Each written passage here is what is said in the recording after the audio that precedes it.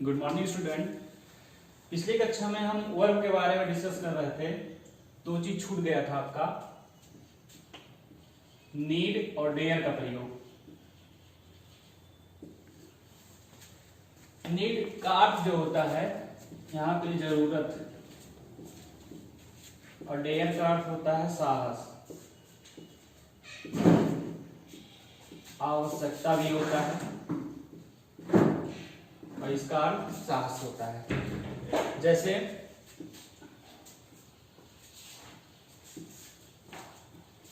I need money, मुझे पैसे की क्या है, जरूरत है, मुझे पैसों की आवश्यकता है, तो यहाँ पे हम नीड का प्रयोग करेंगे। सिंगुलर के साथ बताए थे, ही नीड्स मनी, उसे पैसों की क्या है, जरूरत है, उसे पैसों की आवश्यकता है, तो वहां पे नीड का प्रयोग होता है। इसी तरह से डेयर का हम देखेंगे, ही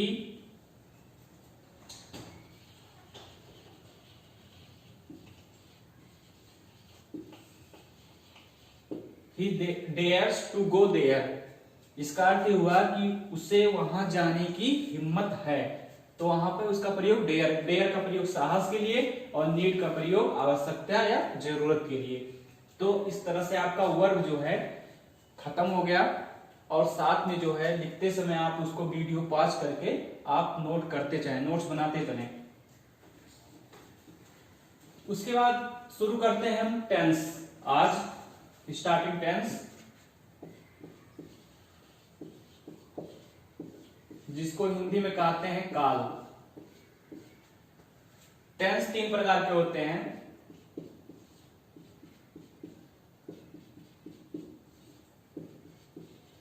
प्रेजेंट, पास्ट और फ्यूचर। प्रेजेंट मीन्स होता है जो वर्तमान,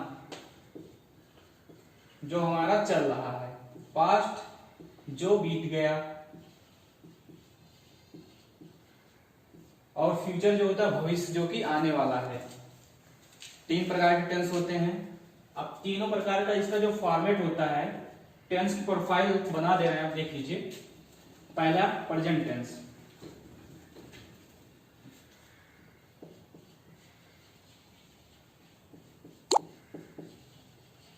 प्रेजेंट टेंस। अब प्रेजेंट टेंस में सबसे पहले होता है प्रेजेंट इंडेफिनिट,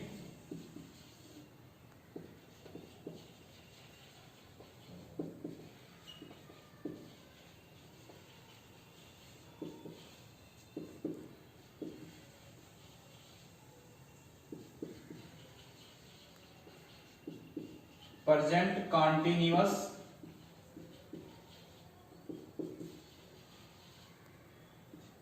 आप समझ जाइए। प्रेजेंट ये भी रहेगा परफेक्ट,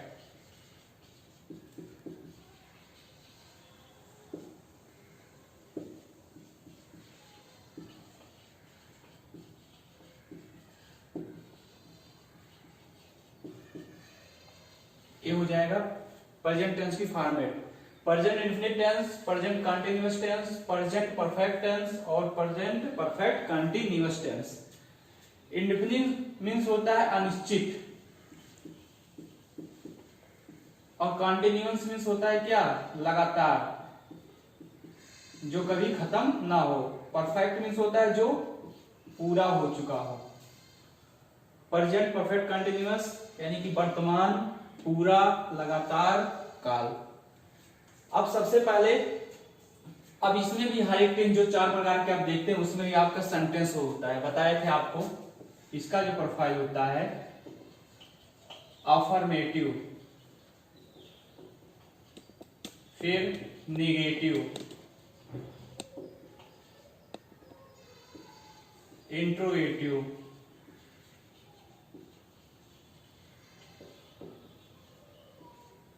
फिर इंट्रोगेटिव नेगेटिव।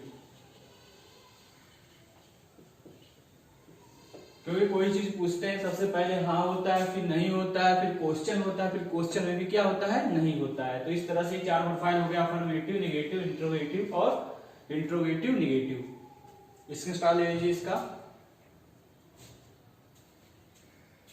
अब देखिए फिर आता है प्रेजेंट टेंस। अब प्रेजेंट टेंस में सबसे पहले हम बताए थे आपको प्रेजेंट इंडेफिनिट टेंस।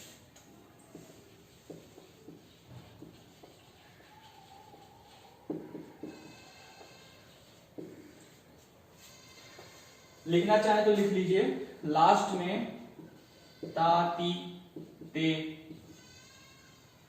आते हैं, ठीक है। अब सबसे पहले आपका आता है अफर्मेटिव।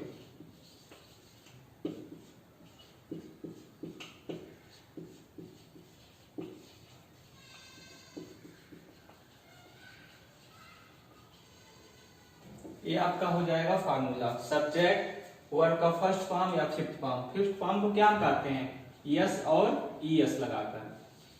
हम बताए थे पिछली कक्षा में कि यस और ईएस कैसे लगाया जाता है। कोई भी वर्ब अपने आप में क्या होता है, वो प्लूरल होता है, उसको हम सिंगुलर यस या ईएस लगाकर बनाते हैं, ठीक है। और नाउन कोई भी होता है वो क्या होता है, सिंगुलर होता है, उसको हम यस और ईएस लगा क्या बनाते हैं, उसका बहुवचन बनाते हैं। तो ऐसे हम बनाएंगे। वर्ब का हमेशा देख लीजिए फर्स्ट फॉर्म, जैसे प्ले बुक में दिया हुआ है, उसको आपको याद करना पड़ेगा। First form play, second form played, third भी आपका क्या होता है इसका प्लेड, और जो फोर्थ फॉर्म होता है जिसे हम आईएनजी फॉर्म कहते हैं प्लेइंग, और यही फिफ्थ फॉर्म की बात कर रहे हैं तो हो जाएगा आपका प्लेज। इस तरह से हर एक वर्ब का आपको याद करना पड़ेगा। बुक में दिया हुआ है, हर एक बुक में, ग्रामर की बुक में दिया रहता है। तो अब देखिए, ता है ती है, जैसे राम घर जाता है, लास्ट में क्या है, ता है ती है। और हम आपको भी बता दिए सिंगुलर ही सी इट क्या है, थर्ड पर्सन है, ये सब सिंगुलर में आते हैं।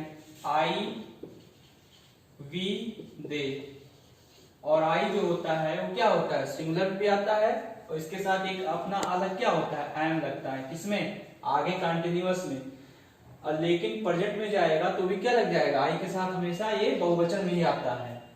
ही, राम का क्या हो जाएगा, सब ही हो जाएगा। अब उसके बाद सब्जेक्ट दिया हुआ है। सब्जेक्ट का पहचान आपको बता दें सिंपल शब्दों में, किसी भी वाक्य में अगर सब्जेक्ट का पहचान किया जाएगा तो आप उसमें उस वाक्य में क्या लगा देंगे, कौन किसे, कौन ही समझिए, कौन लगा देंगे तो हमको सब्जेक्ट की पहचान क्या लगाइए, कौन और क्या लगाएंगे तो हमको सब्जेक्ट की घर जाता है, तो आप इसके अंदर लगाइए कौन, कौन घर जाता है, राम। तो पहले क्या हो जाएगा, सब्जेक्ट। उसके बाद दिया हुआ है वर्ब की फर्स्ट फॉर्म या फिफ्थ फॉर्म। लेकिन बताए जब सिंगुलर होता है, कोई चीज दिया रहेगा सिंगुलर सब्जेक्ट में, हम प्रेजेंट इंडेफिनिट के अफर्मेटिव में क्या लगाएंगे, वर्ब में यस और यस लगाएंगे। और यस और यस कैसे लगाएंगे, अगर लास्ट में एक क्या हो, वावेल हो, तो हम ईएस लगाते हैं, और कॉन्सोनेंट हो तो क्या लगाएंगे, हम यस लगाएंगे। तो जाना का इंग्लिश क्या होता है, वर्ब गो होता है, लास्ट में क्या है, वावेल, यह है वावेल है, तो क्या लगेगा, ईएस लगेगा। लास्ट आप क्या, ऑब्जेक्ट क्या हो जाएगा, होम।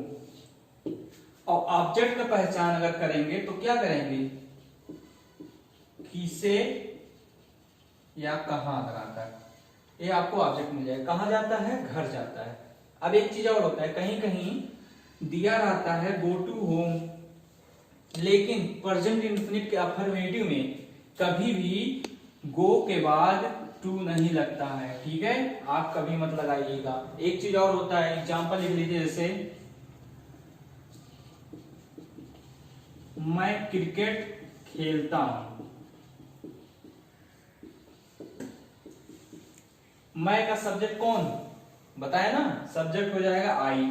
अब वर्ब कौन सा कार्य हो रहा है, खेलना, ता है तो खेलना का क्या होता है, प्ले। अब इसमें जो है यस और यस नहीं लगेगा, क्योंकि ये क्या है, बहुवचन है, तो वर्ब भी अपने आप में बहुवचन रहेंगे। क्या खेलता है, ऑब्जेक्ट का पहचान क्या होता है, क्या भी से ऑब्जेक्ट का पहचान हो जाता है, क्या खेलता है, क्रिकेट। अब इसमें दा नहीं लगाएंगे, ये भी चीज जान लीजिए कि इसमें गो के बाद टू भी नहीं लगता है और क्रिकेट के पहले इंडेफिनिट में अफर्मेटिव में दा भी नहीं लगता है। ठीक है, स्क्रीनशॉट लीजिए। आपका प्रेजेंट इंडेफिनिट का अफर्मेटिव हो गया। सूत्र कोई पूछेगा आप सब्जेक्ट वर्ब का फर्स्ट फॉर्म या फिफ्थ फॉर्म, ऑब्जेक्ट, और ऑब्जेक्ट को हम क्या बोलते हैं, कंप्लीमेंट बोलते हैं, क्योंकि ऑब्जेक्ट के साथ कभी कभी आगे बता रहे हैं।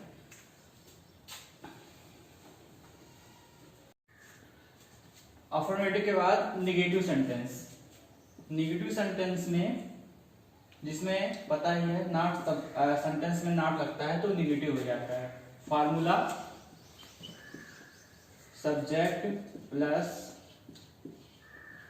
Do does plus not plus object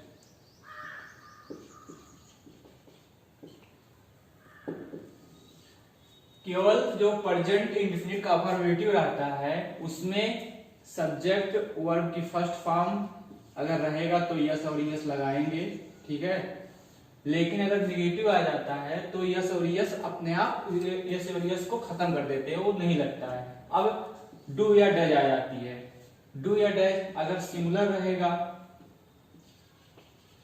तो उसके साथ डज रहेगा, डज लगेगा। अगर वह बहुवचन में है तो उसके साथ डू लगेगा। जैसे राम पत्र नहीं लिखता है।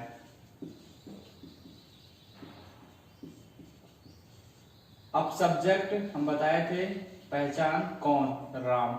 अब राम कौन सा है, सिंगुलर है, तो उसके साथ सहायक क्रिया क्या हो जाएगा, डज लग जाएगा।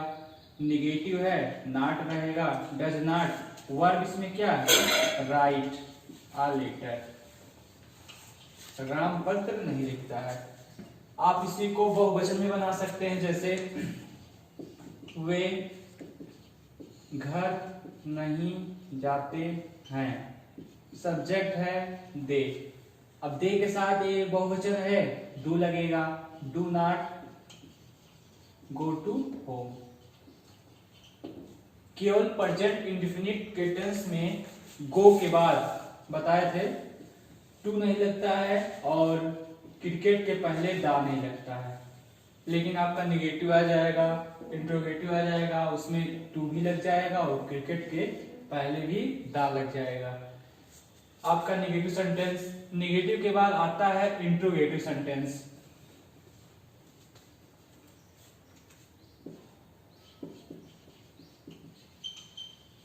इंट्रोगेटिव सेंटेंस,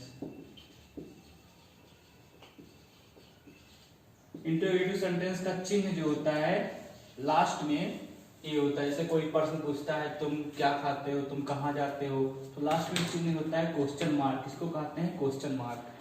फॉर्मूला देख लीजिए,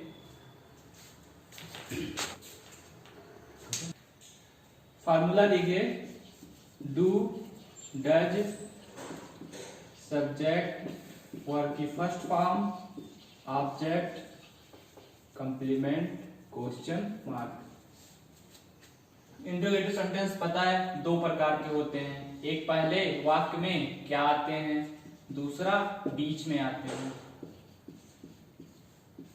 ठीक है, वाक्य के रूप में जब क्या आएंगे तो क्या का अर्थ, जो क्या का मीनिंग होगा वो हम व्हाट नहीं लिखेंगे।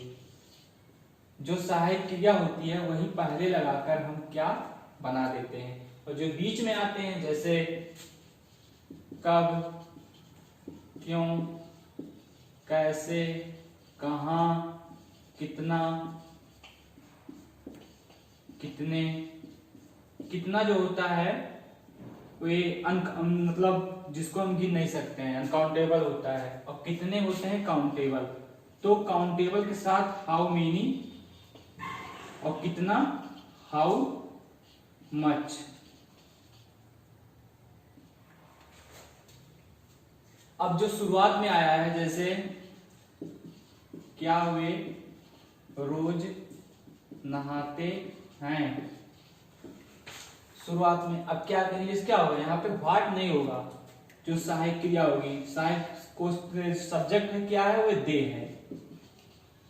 अब दे कौन सा है, ये आपका बहुवचन है, तो बहुवचन के साथ एक वचन के साथ डू डज लगता है और बहुवचन के साथ डू लगेगा, तो यहाँ पे डू लगेगा, डू दे। वर्ब इसमें क्या है? बात। रोज का इसमें क्या होता है? डेली।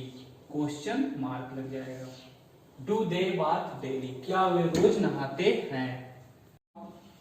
ऑब्जेक्ट और कंप्लीमेंट। हाउ मच के साथ क्या होता है? यहाँ पे ही के साथ लगेगा डज। सब्जेक्ट क्या है? ही है। और पीनट क्या होता है आपका? ड्रिंक। ठीक है। जब पहले क्या आएंगे तो क्या का इंग्लिश व्हाट नहीं होता है। जब वर्ब के पहले क्या आएगा तो उसका इंग्लिश डू या डज लगाकर जो हम वाक्य के पहले सहायक क्रिया लग जाता है तो वही क्या हो जाता है? उसका अर्थ क्या हो जाता है? Question mark. अगर बीच में आता है तो उस बीच वाले को पहले लिखना पड़ेगा, उसके बाद सहायक क्रिया लगानी पड़ेगी, तब सब्जेक्ट और ऑब्जेक्ट। अगर उसके बाद कुछ दिया होगा वर्ब के बाद ऑब्जेक्ट, तो ऑब्जेक्ट भी लिख देंगे। ठीक है। चलिए, फिर आता है उसके बाद इंट्रोगेटिव। तो हो गया, इंट्रोगेटिव निगेटिव भी आ जाता है। अब इंट्रोगेटिव निगेटिव क्या हो जाता है? जैसे डू, डज, सब्जेक्ट के बाद नॉट लगा देंगे, उसके बाद वर्ब का फर्स्ट फॉर्म, ऑब्जेक्ट और कॉम्प्लीमेंट लगा देंगे। ठीक है, ये लगाना नहीं भूलेंगे। क्या राम पत्र नहीं लिखता है? ठीक है। अब क्या आया सबसे पहले? तो क्या का इंग्लिश व्हाट नहीं होगा, क्योंकि सब वाक्य के पहले क्या आया है, तो सहायक क्रिया लगा के उसका अर्थ हम बना देंगे। तो राम के साथ क्या लगेगा? डज। सब्जेक्ट हो जाएगा राम। अब बताएं सब्जेक्ट के बाद क्या हो जाता है? नॉट लग जाता है अगर निगेटिव हो इंट्रोगेटिव में। उसके बाद वर्ब, वर्ब इसमें क्या है? लिखना। लिखना का होता है राइट। ऑब्जेक्ट अब इसमें भी है, तो ऑब्जेक्ट क्या होता है? लेटर।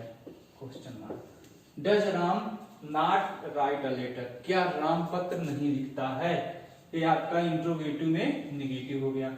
अब इसी के साथ में बीच में हम बना दें, क्या को हटा दे रहे हैं, क्या राम पत्र, अब बीच में क्यों नहीं लिखता है? तो पहले बीच वाला जो है उसका हमको इंग्लिश लिखना पड़ेगा। क्या है बीच का? वाई। अब सहायक क्रिया लगेगी ही, Ram. Why does Ram not write a letter? Ram पत्र क्यों नहीं लिखता है? ठीक है। तो आपका present indefinite tense, subject, affirmative, negative, interrogative और इंट्रोगेटिव निगेटिव, तीनों चारों खत्म हो गया है। उसके बाद नेक्स्ट जो हम पढ़ाएंगे प्रेजेंट कंटीन्यूअस टेंस। अगली कक्षा में हम देखेंगे प्रेजेंट कंटीन्यूअस टेंस। जो कुछ इसमें बचा रहेगा अभी भी हम बता दे रहे हैं, जो बीच में आता है उसके साथ क्या लगेगा। ठीक है, उसका अर्थ भी बता देंगे। Thank you for watching.